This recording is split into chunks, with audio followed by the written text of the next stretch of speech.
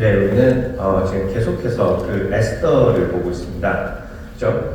그래서 이제 잠시 리캡을 해드리자면요. 우리는 그 지난 2주간을 통해 보이지 않는 곳에서, 그러니까 그 백그라운드에서 워킹하는 하나님을 보았죠. 하지만 그 사람들은요, 그것을 알 리가 없었습니다. 왜냐하면 자신들이 보았을 때는 그때 당시에 모든 부와 권력과 이 파워를 가진 그 페르시아의 왕이 신같이 보였던 게 당연했으니까 말이죠. 따라서 우리 역시 이들을 우리가 criticize, 비판만 할 수 있을까요? 그러니까 지난번에도 나눴지만 맞아요. 에스더는 유대인이었습니다. 실제 그녀의 이름은 하다사였죠. 하지만 이제 왕이 와서 가장 좋은 화장품과 음식, 옷, 그리고 집을 제안합니다. 그러면서 말을 하죠. 에스더에게 이것들을 통해서 너도 세상과 똑같이 되라고요. 그러니까 아하수에로 왕이 원하는 그 모습을, 세상이 원하는 그 모습을 갖추라고 말입니다. 그렇다면 이 모든 것을 너에게 다 준다고 말이죠. 여러분과 저는 그렇다면 이 제안을 우리가 에스더였다면 거절할 수 있었을까요? 아니, 조금 더 돌아보면은 우리는 지금 세상에 이런 제안을 거절하면서 살고 있나요? 왜냐하면 저희들 역시 그 세상에서 그 잘 산다라는, well living이라는 그 스탠다드를 따라 살고 있지 않는가라는 그 질문이 드는 것이죠. 그래서 우리들도 더 많은 것을 누리고 더 높은 곳으로 올라가길 소망하고 등등 말이에요. 그래서 사이드 토크인데 얼마 전에 제가 신문기사를 봤는데 뉴욕에서는 참 잘 살기가 어려운 것 같아요. 그러니까 얼마 전에 기사가 나왔는데 뉴욕에서 잘 사는 기준에 들어가려면은 4인 가족은 그 편하게 잘 살려면은 패밀리 인컴이 30만 불이 넘어야 한대요. 그러니까 잘 살기가 뉴욕에서는 진짜 어려운 거죠. 그러니까 다시 설교로 돌아와서 제가 이 말씀을 드리는 건요, 여러분과 제 자신을 비난하고자고만 하는 건 아닙니다. 그냥 이게 우리의 현실인 것을 말씀드리는 것이고요. 다만 이 현실 속에서도 보이지 않는 하나님을 볼 수 있는 눈을 같이 기르자 하는 것이죠. 그러니까 현실을 무시할 수는 없어요. 그렇죠? 여러분들도 오늘 다 집하고 자동차 파실 거 아니란 말이에요. 그죠? 저도 안 팝니다. 아무한테도 주지 않는 거예요. 그러니까 하지만 그 현실을 우리는 이제 초월은 해야죠. 이게 우리가 눈앞에 보이는 현실이 전부가 아니라고, 그 뒤에서 일하시는 하나님이 계시고 그분이 주시는 이 가치가 세상의 가치보다 훨씬 더 소중하고 영원한 것을 그렇다고 말입니다. 그러니까 이게 아니면 우리가 왜 이 자리에서 모여서 하나님을 섬긴다고 고백하고 있을까요? 그렇죠? 근데 이제 거듭해서 얘기하는 거지만 그게 참 이제 힘든 것 같아요. 그렇죠? 그러니까 살다가 보면 우리도 에스더와 같이 세상에 보이는 게 전부이기 때문에 우리도 현실이 다 그런 거지 하면서 종종, 아니 자주 타협하면서 그랬단 말이에요.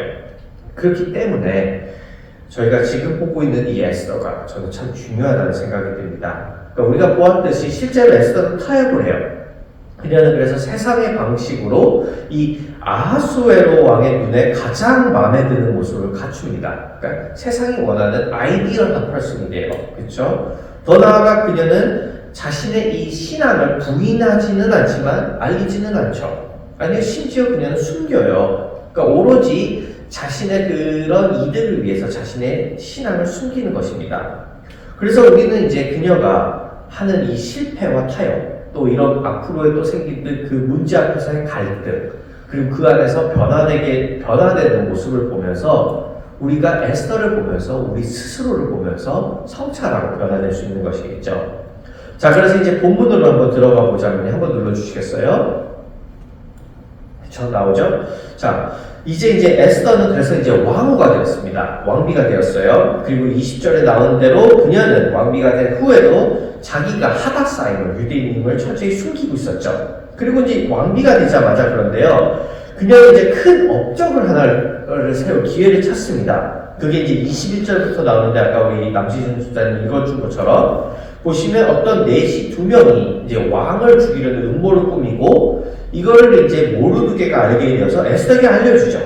그리고 에스더는 이제 친절하게 22절에 나오듯이 이것을 모르드게가 알려줬다고 하면서 왕에게 보고를 하고요. 결국 이 음모는 이제 실패로 돌아가게 됩니다. 그러니까 쉽게 표현하면 모르드게와 에스더가 이 왕의 생명을 구하게 된 것이죠. 자, 그러면 이제 이게 2장의 끝인데요. 그럼 3장의 전개는 어떻게 되어야 할까요? 그러니까 3장의 전개는 에스더와 특별히 이 모든 것을 알아챈 이 모르드게가 큰 상을 받고, 따라서 이제 상을 받으니까 이제 그때는 우리가 실은 유대인이었어 하면서 유대인이 위상이 올라가고 그래야 하지 않을까요? 그러니까 또 저 때는 옛날 시대라서 왕들이 자기 생명을 구해줬다고 하면 이 상을 막 어마어마하게 내려줬단 말이에요. 막 기분 좋으면은 나라의 반을 저에게 줘라 막 이런 식으로요. 그런데 이제 이 전개는요, 또 한번 눌러주시면 여기 1절, 2절에 나오듯이 엉뚱한 하만이라는 사람이 승진하는 것으로 전개가 됩니다. 그래서 이제 모든 신하들이 하만을 보면은, 그러니까 하만이 성을 왔다 갔다 하면은 절을 하게끔 되어 있는데요. 2절에 이제 보시듯이 모르드게만 유난히 무릎을 꿇지도 또 절을 하지도 않죠. 자, 아마 이 부분에서요, 에스더를 읽고 있었던 당시 유대인들이었다면 아마 피가 거꾸로 쏟을 만한 것이, 하만이 여기서 이제 보는 것처럼 아각 사람이라고 나와 있는데요. 이 아각 사람은요, 그 유대인의 그 처음에 원수였던, 영원한 원수였던 이 아멜렉의 후손들입니다. 그러니까 성경을 보시면 이 아멜렉 후손들은요, 출애굽 때 모세 때부터 유대인들하고 싸우던 민족이었어요. 그런데 마땅히 승진이 되어야 할 모르드게가 아니라 이 원수이자 라이벌인 하만이 도리어 승진이 된 것이죠. 자, 그렇다면 모르드게는 왜 지금 하만에게 무릎을 꿇치고 절을 하지도 않는 것일까요? 그저 원수인 하만이 승진이 되자 화가 나서 그런 것일까요? 실제로요, 이 부분은 학자들 사이에서 조금 의견이 좀 다른데요. 어떤 분들은요, 모르드게가 유대인이어서 사람에게 절을 하지 않았다 보기도 합니다. 그러니까 유대인들은 그런 거 있었어요. 하나님에게만 절을 하지 우상에게 절을 하면 안 됐었는데, 그래서 사람에게 절을 하면 안 됐던 거예요. 그래서 이제 모르드게가 안 했다는 것이죠. 하지만 이 오피니언은 조금 유익한 게, 우선은 모르드게는 우리가 보았던 것처럼 그렇게 자기 신앙을 철저히 지키던 사람이 아니었습니다. 그는 오히려 유대인임을 숨기려고 자기도 숨기고 자기는 얘기했던 것 같아요. 하지만 에스더에게 숨기라고 강요를 했었죠. 거기에 모르드게가 진짜 사람에게 절한 적이 그동안 없었을까요? 아닐 것이에요. 그는 아마 아하수 에로 왕에게 아마 볼 때마다 절을 했을 것입니다. 그러지 않았다면 신하가 될 수 없었을 테니 말이죠. 그러니까 다시 말씀드리면 이미 모르드게는요, 어느 정도 신앙을 타협을 한 인물이었다는 것이죠. 그런데 그 모르드게가 유독 여기서만 선을 이제 긋는 겁니다. 하만에게 절하는 것에서는 이거는 정말 아니다라고 선을 긋는 것이에요. 개인적인 감정일까요? 아니면 모르드게의 신앙심일까요? 솔직히 저는 잘 모르겠습니다. 그러니까 아마도 복합적이지 않을까 해요. 어느 부분에서는 자기가 평소에 싫어하던 저 원수놈이 승진되자 꼴보기 싫어서 차마 저놈한테는 내가 무릎을 못 꿇겠다는 것일 수도 있고요. 또 어떤 부분에서는 원수 나라한테 절하는 것은 정말 내가 아무리 신앙을 타협했어도 이 선은 넘기지 말아야겠다라고 생각했을 것 같기도 해요. 어쨌든 모르드게가 왜 그랬는지는 저희가 잘 모릅니다. 하지만 우리가 알 수 있고 또 더 중요한 것은요, 모르드게의 지금 이 행동이 어떤 결과를 초래했냐는 것이겠죠. 그래서 이제 어떤 일이 벌어지냐면, 또 한번 눌러주시면 제가 읽어드릴게요. 모르드게가 그렇게 하니 대궐문에서 근무하는 왕의 신하들이 모르드게를 나무랐다. 어찌하여 왕의 명령을 지키지 않소? 그들이 날마다 모르드게를 타일렀으나 모르드게는 그들의 말을 듣지 않았다. 마침내 그들은 하만에게 이런 사실을 알렸다. 그들은 모르드게가 스스로 유다 사람이라고 말한 적이 있으므로 그의 그런 행동이 언제까지 용납될 수 있는지 두고 볼 셈이었다. 하만은 모르드게가 정말로 자기에게 무릎을 꿇지도 않고 자기에게 절도 하지 않는 것을 보고 화가 잔뜩 치밀어 올랐다. 자, 우선 보셨듯이 이제 왕의 신하들이 모르드게한테 뭐라고 하죠? 너 진짜 이러다 큰일 난다라고 경고하는 것이에요. 근데 이제 재밌는 것은요, 이제 4절을 한번 보시면은 어떤 재미있는 점이 있냐면은 하만이 지금 사람들이 말해주기 전까지 이 점을 알았을까요? 몰랐을까요? 하만은 몰랐어요. 하만이 몰랐단 말이에요. 근데 마침내 다른 신하들이 하만에게 이런 사실을 알렸다고 하죠. 자, 그래서 이제 5절에 나오듯이 그제야 모르드게는 정말로 자기에게 절을 하지 않는 걸 알자 그때 하만의 분노는 치밀어 오르기 시작합니다. 그러니까 무언가 인트레스팅하지 않으세요? 그러니까 저는 이 장면이 인간의 교만을 정말 잘 보여준다는 생각이 들었어요. 왜냐하면은 하만에게 있어서는요, 이 일은 그냥 지나갈 때 자기가 눈치채지 못할 정도로 그렇게 중요한 일이 처음에 아니었단 말이에요. 그쵸? 이게 그렇게 중요한 일이었으면 막 봤을 거 아니에요. 아, 저 녀석 나한테 지금 절을 안 하네라고요? 그런데 이거를 다른 신하들이 자기한테 말해서 알려주니까 그제서야 자기 자존심이 상한다는 생각이 드니까 참을 수 없는 분노가 끓어오르는 것이에요. 그러니까 이게 정말 우리의 모습 아닐까요? 그러니까 우리가 대부분 싸우는 걸 여러분들 한번 잘 돌아보세요. 여러분들 주위에서 argue가 있거나 여러분들 스스로의 argument를 your latest argument를 생각해 보세요. 아니면 argument를 지하철에서 보는 것들이나 실제로요 모든 싸움의 한 90%는 제가 봤을 때 자존심 싸움입니다. 다시 말해서 이게 죽고 살 일이 아닌데 우리의 프라이드, 우리의 자존심이 걸리면 우리는 그 아무것도 아닌 일을 죽고 살 일로 만들어버려요. 그러니까 다 우리가 교만해서 그런 거겠죠. 자, 그래서 이제 하만은 화가 나고요. 원래 그러면은 원래 어떻게 이야기가 전개돼야 될까요? 하만은 그 자리에서 모르드게한테 막 따져야 돼요. 그쵸? 너 뭐 하는 짓이야? 하고 뭐 모르드게를 때리거나 버려줘야 할 것 같은데 하만이 그랬다는 내용이 여기 없습니다. 왜 그랬을까요? 화는 났는데 그러진 않아요. 하만이 갑자기 너그러움이 나타나서 그랬을까요? 아니면은 그 정도로 화가 난 건 아닐까요? 그러니까 다행히도 본문은 하만이 왜 그랬는지를 정확하게 알려주는데요. 그 이유는요, 또 한번 눌러주시면 6절에 나오죠. 더욱이 모르드게가 어느 민족인지를 알고서는 하만은 모르드게 한 사람만을 죽이는 것은 너무 가볍다고 생각하였다.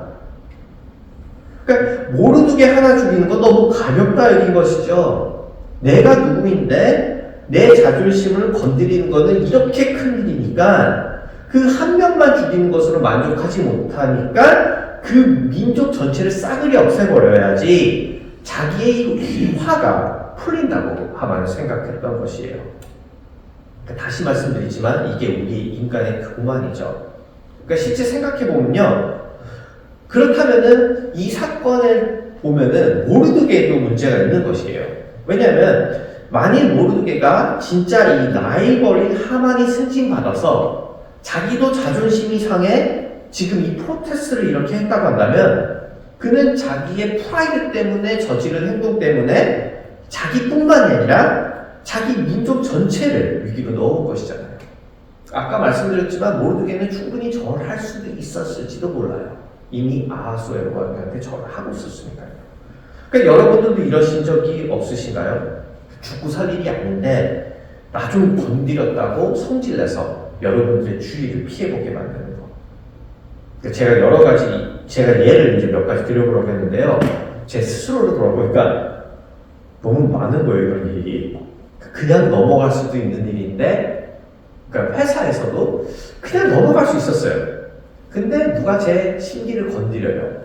그러니까 소위 말해서 속된 말로 개기네 이런 생각을 들게 하는 거예요. 근데 제가 그때 잘 참았는데 못 참을 때는 그 사람을 면박을 줄 때가 있었어요. 그러니까 제가 집에 들어와서 후회한 거예요. 그날 회의 분위기를 내가 다 망쳤다 해서 돌아보면 진짜 별것도 아닌데 그냥 사람들 앞에서 나를 건드렸어 하는 그게 저의 프라이드가 여러 사람들을 힘들게 한 거죠. 그러니까 이것이 다 내가 온전히 하나님을 섬기지 않고 내가 하나님이라 생각하면은 짓는 우리들의 죄악같이 보입니다, 저에게는. 그래서 이제 하만도 지금 그러는 거죠. 자기가 하나님처럼 구는 거예요. 나한테 개겼으니까 내가 지금부터 내 힘을 보여주겠다고요. 그래서 그는요, 또 한번 눌러주시면 이건 제가 읽지 않을게요. 7절부터 9절입니다. 자, 이제 어떻게 하냐면은 이제 친절하게 주사위를 던져요. 그래서 죽일 날짜를 정합니다. 죽일 날짜를 주사위를 던져서 정하고 그리고 이제 왕에게 가요. 그리고 이제 8절에 나온 대로 다다다다다 이제 보좌질을 하죠. 임금님께서 다스리시는 왕국의 여러 지방에 널리 흩어진 사는 민족이 하나 있는데 그들은 자기들끼리만 모여서 삽니다. 그들의 법은 다른 어떤 백성들의 법과는 다릅니다. 더욱이 그들은 임금님의 법도 지키지 않습니다. 임금님께서는 그들을 그냥 두시는 것은 유익하지 못한 일이라고 생각합니다. 다다다다 이릅니다. 근데 이제 잘 보시면은 이 내용을 잘 보시면은 여기에는 하만이 얼마나 교활한 인간인지가 나와 있는데요. 어떤 부분이 눈에 띄시나요? 어떻게 하만이 이야기를 왜곡하죠? 우선 그는요, 자기가 진짜 이러는 이유, 즉 자기한테 절을 안 해서 열받아서 이랬다는 이야기를 쏙 뺍니다. 그 백그라운드를 빼버려요. 그냥 왕이 들었을 때 왕의 입장에서 열받을 이야기들만 골고루 하죠. 그리고 나서 그는 곧바로 이제 이거를 하면은 왕이 얻을 수 있는 이득을 이야기해요. 곧 이 명을 내려주시면 자기 은하 10,000달란트를 입금한다는 이야기 말이에요. 그러니까 왕이 거절하기 어려운 쪽으로 이야기를 계속해서 끌고 가는 것이죠. 그러니까 왕이 화가 날 만할 이야기를 하고 먼저, 그리고 나서 그 화를 풀면은 얻은 인센티브를 이야기를 하고요. 그러니까 왕이 거부할 수 없을 만한 제안을 하는 거예요. 물론 여기서 이 왕이요, 지혜로운 왕이었다면은 어떤 퀘션을 지금 왕은 던져야 했을까요? 여러분들이 왕이라면은 지혜로운 왕이라고 생각해 보세요. 이런 리포트를 들었어요. 그럼 여러분들은 어떤 질문을 하만에게 다시 하셨을 것 같으세요? 지혜로운 왕이었다면 그런 질문 했었겠죠. 야, 이게 증거가 있는 거냐? 이 민족은 도대체 누구이냐? 아니, 그러면 이 민족만 그런 거냐? 너는 왜 이 민족만 갖고 그런 거냐? 등등 하면서 조금 더 자세히 인베스티게이트 하는 게 기본이겠죠. We're not talking about killing one person. We're talking about killing entire ethnic group. 그쵸? 한 사람도 아니고 한 민족을 말살시키는데 이 정도 퀘션을 해야 되지 않을까요? 그런데 왕은요, 또 한번 눌러주시면 10절, 11절인데 그러자 왕은 자기 손가락에 끼고 있는 인장 반지를 빼서 마각 사람 함무다다의 아들인 유다 사람의 원수 하만에게 맡겼다. 왕이 하만에게 일렀다. 그 돈은 경의 것이요. 그 백성도 경에게 맡길 터이니 알아서 좋을 대로 하시오. 그러니까 자기의 반지를 빼서 알아서 또 좋을 대로 하라고 합니다. 왜 그럴까요? 이렇게 쉽게 명한 이유가 무엇이었을까요? 이유는 간단하죠. 하만이 지금 10,000가지 이유를 줬기 때문이에요. 은하 10,000달란트를 준다 했단 말이죠. 그러니까 이 왕에게 있어서 지금 가장 중요한 것은 그 사람들의 생명이나 뭐 어떤 억울함, 정의가 아니라 오직 순수히 자신의 이득이죠. 다시 말해 자신에게 이득만 된다면 이 조그마한 그 이름도 없는 민족 따위는 벌레만도 못한 것이에요. 그래서 지금 자기의 반지를 빼서 너 알아서 하라고 하게끔 두는 것이죠. 그런데 저는 이것도 오늘날과 마찬가지라 생각이 듭니다. 물론 오늘날에는 이렇게 한 방에 사람들을 죽이고 이러지 못해요. 그렇죠? 하지만 우리의 크고 작은 결정들 속에 언제나 우리가 그 디시전에, 그 결정에 도달하는 데 있어서 가장 크게 팩터라는 것들은 다름 아닌 나의 이득 아닐까요? 나의 selfishness. 나한테 어떤 이득이 될까? 그래서 이 점에 대해서 이 티모티 케인은 이렇게 이제 경고를 합니다. 또 한번 눌러주시면. 하지만 이 이야기는 우리가 인정하고 싶은 것보다 훨씬 더 우리 자신의 이야기와 비슷하기 때문에 조심해야 합니다. 성경은 여러분과 제게 하만보다 훨씬 더 음흉한 원수가 있으며 그는 날마다 우리 생명의 인장 반지를 찾고 있다고 말합니다. 우리의 원수는 하만이 왕을 쫓아갔던 것처럼 얄팍한 논리와 헛된 약속으로 우리의 이기심에 호소함으로써 우리를 쫓아옵니다. 저한테는 우리의 이기심에 호소한다는 말이 굉장히 와닿았어요. 사단은 우리의 이기심에 호소하죠. 왜 너가 그랬냐고. 그러니까 사단이 우리를 찾아 유혹하는 것이에요. 너가 왜 하나님의 질서대로 살아야 해? 너가 왜 남을 돌봐야 해? 너만 생각해. Why do you have to sacrifice?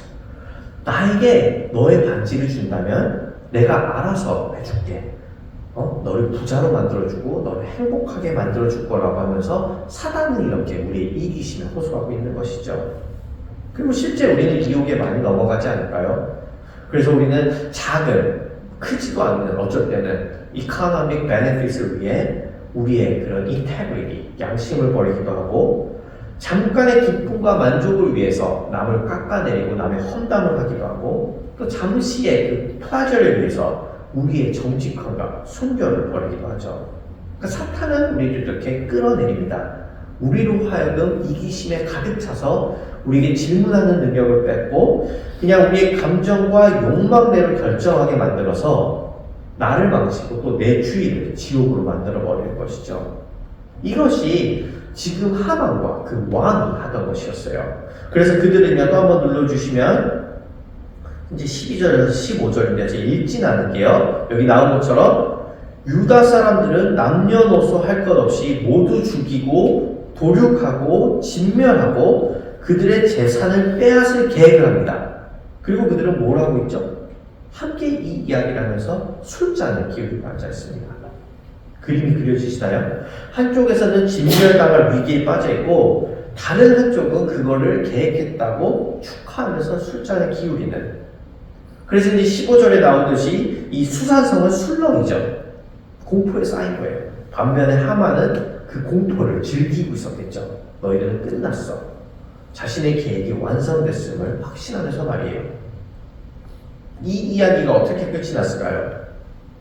제가 그런 생각이 들었어요. 아, 이거 드라마로 치면 기가 막힌 엔딩이다. 그쵸? 딱 위기의 순간으로 끝나기 좋은 장면이에요. 사람들이 다음 주 어떻게 되지? 다 죽는 건가 하는. 그러니까 에스더 저자가 그걸 염두에 뒀는지 모르지만요. 실제로요. 이 장면을 끝으로 챕터 3는 끝이 납니다. 수산성이 이렇게 위기로 술렁이는 것이고요. 하나님은 그 어디에도 보이지도 않는 채로 말이죠. 하지만 우리가 계속해서 이제 보겠지만 이 역시도 하나님의 계획 안에 있었던 일입니다. 실제 아까 하만이 그 주사위를 돌려 언제 유대인을 학살할지를 정했는데요. 그가 자기의 신들에게 이걸 물어본 것이었어요. 그러니까 일종의 점괘를 본 것이죠. 주사위를 던져서 자기 신한테 물어본 게 언제 유대인을 죽일까고요.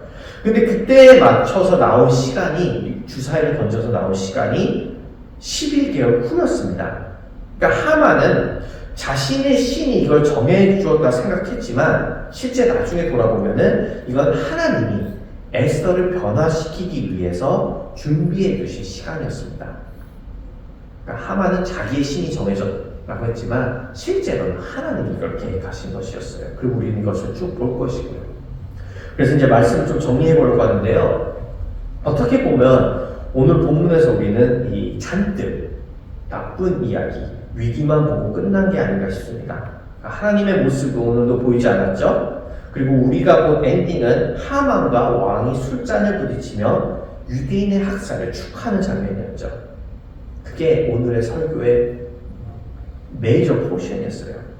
하지만 제가 이 에스더를 통해서 계속해서 말씀드리고 싶은 건 이런 위기 속에서도 하나님은 계속해서 일하고 계셨다는 점입니다. 물론 우리는 질문할 수 있겠죠. 하나님이 일하시는 증거가 어딨냐고 말이에요. 실제로 우리 삶에서도 이렇게 질문할 수 있지 않을까요? 우리가 에스더서에서 제가 가장 강조하고 싶은 점이 바로 이거예요. 보이시지 않는 하나님.